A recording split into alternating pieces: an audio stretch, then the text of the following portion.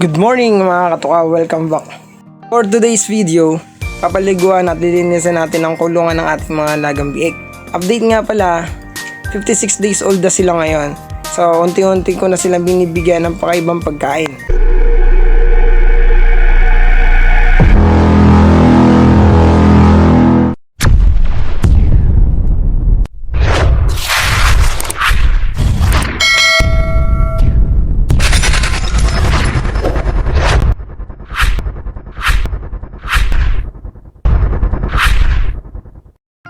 Sa ganitong edad, hinahaluan ko na ng hog starter ang kanilang pagkain ng free starter. Denka nga pala ang brand ng binibili namin pagkain ng baboy dito. Dahil wala rin ditong Pigrolac at ang bimig naman ay may kamahalan. Kaya naman ito ang binibigay namin pagkain sa kanila. Bukod doon, hindi lang naman pure feeds to. Ibig sabihin, hinahaluan ko naman sila ng mga gulay-gulay. Pakaunti-kunti pa lamang yung binibigay ko sa nilang gulay kasi baka bigla silang manibago at biglang magtae. At yun nga po pala, nagtae nga pala nitong nakaraang linggo. Bakit? Kasi nadalas yung bigay namin ng kangkong dahil medyo sabik nga sa pag-aalaga ng baboy dahil first time nga namin itong mag-asawa. Kaya naman nabibigyan ko sila ng kangkong, and based on my own research at sa pagtanong-tanong na rin sa aking mga magulang, kaya pag pala binigyan ng pagkain na kangkong ang ating mga biik at ito'y nadadalas, may posibilidad talaga na magtae. Kaya naman nung napansin namin to, ay bigla na lang namin sila binigyan ng gamot. Matapos ko nga pala silang paliguan, ni-sprayan ko naman yung bawat paa nila ng tubig lang din naman.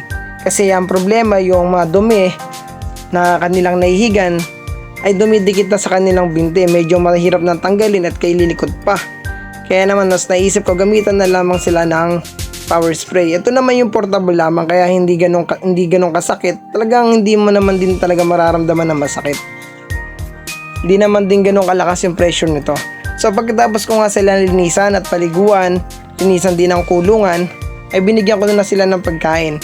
Ang pinapakain ko sa kanila ay free starter na Denka at may kahalo na tong hog starter. 75% ng free starter at 25% naman hog starter. Inuunti-unti ko na silang sanayin kasi magpapalit na nga kami ng feeds dahil sa kanilang edad. Mas lumalakas na din silang kumain. Yung kinakain nila dati na 2.5 kilos sa maghapon ay mas nadagdagan na nga ngayon. Maabot na nga ng 3 kilos mahigit yung kinakain nilang 5. Di ko kasi sila gaano binoboljak sa pagkain dahil baka naman magtae sa sobrang dami ng pagkain. Medyo binabasa ko nga pala yung pagkain nila dahil hinahaluan ko nga rin to ng vitamins. About sa vitamins, sa susunod na topic na lamang natin to pag-usapan kung ano ang ginagamit na yung vitamins. Bukod doon kung ano ang ginagamot ko sa pagtatae. Ito ay base lang naman po sa aking pagtatanong-tanong at research. At ngayon ay na-experience na nga namin mag-alaga ng baboy. At sana sa pag-aalaga namin na to ay hindi kami malugi. Itinatapat ko talaga ito ng month of December and January. Dahil gusto ko pagdating ng December and January ay maibenta sila. Plano naming iwanan yung dalawang babae. Balak kasi namin magnahin at masubukan kung kakayanin namin ang pag-iinahin. Kanya na sila katataba, kalalaki at kasisila. Naubos na nga nila yung binigay ko sa kanilang pagkain. At yan yung isa nakaupo na lang sa sobrang kabusugan. Ang sarap pagmasdan kapag nakikita mo ang mga alaga mo na masisigla at napakalalakas. Nakakatuwa lang na may nakikita kang magandang resulta sa inyong mga pinagpapaguran. Wala namang masamang mangarap, lalo na kung gusto mo naman talaga itong matupad. Pag kasi hindi ka pa kumilos ngayon, ay malabo na talagang dumating ang panahon na magtagumpay ka sa pangarap na minimiti mo. Kaya kung ikaw may pangarap ka din sa pag-aalaga ng mga hayop at may nakikita kang magandang resulta, huwag kang titigil, patuloy lang na lumaban at patuloy na mangarap.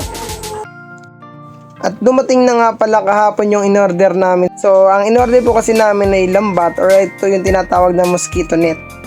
Mura lang naman to online, kaya naman marami kayong mabibili nito. Ang purpose kasi kung bakit kami nagkakabit nito sa paligid ng aming kulungan ng baboy ay dahil sa sobrang dami ng langaw. Marami kasing maaaring makuwang sakit ang baboy mula sa langaw. Bukod doon, may katabi kasi kami dito ng fish pond. Kaya naman talaga marami maaaring panggalingan yung mga langaw. So dinidikitan ko nga pala yung ilalim niyan ng glue stick nila kasi naisip kong pampatibay upang hindi tangayin ng hangin. Bukod doon, hindi talaga makapasok at makalabas ang langaw. Matapos isprayan, walisin naman ng mga langaw na naglaglagan sa ilalim upang hindi makain ng mga baboy. Maraming salamat po sa patuloy niyong pagsuporta sa amin at sa panonood ng aming mga video tungkol sa ating mga alagang hayop. Huwag niyo po sana kalimutang i-like, i-share at i-comment ang mga idea niyo. Bukod doon, sa mga tips na maaaring kapulutan ng aral na mga katulad naming nag-uumpisa pa lang sa pagbababuyan. Kita-kita ulit tayo sa ating susunod na video. Hanggang sa susunod nating pagkikita, paalam!